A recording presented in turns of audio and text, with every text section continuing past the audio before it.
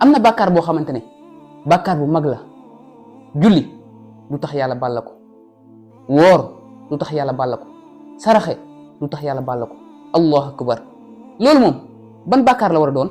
te lu si grave mooy ñu ëpp si ñun dañ koy def te duñ ko bàyyi xel. déglul bàkkaar bii nii grave na grave boo xamante ne dafay lekk say tiyaabo ba mu jeex tàkk. imagine nit di saraxe di julli di woor 50 ans te nag yàlla kese moo tax muy def loolu.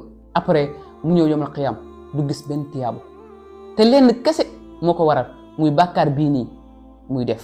bàkkaar bii nii ki koy def yàlla daf koy mbugal ci biir bàmmeelam laataa muy dellu yomal qiyaam. yonent bi sallallahu alayhi wa sallam nee na bi ma yéegee ci kaw asamaan damaa romb safara ma gis fa ay nit yoo xamante ne seen weeya mi ngi nekk ay përëm ñaw lool, ñu dagg seen yaram di dagg seen kanam di dagg seeni dënn. ma laaj Jibril ñii ñan la? Jibril ne ma ñii ñoo doon lekk yàpp nit ñi daan teg seen der lu ñaaw.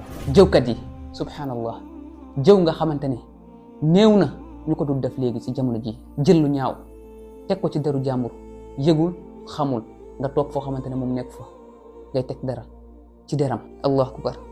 lii rek jar naa tax bàyyi jëw. yàlla ñu yàlla jéggal te yërëm ñu.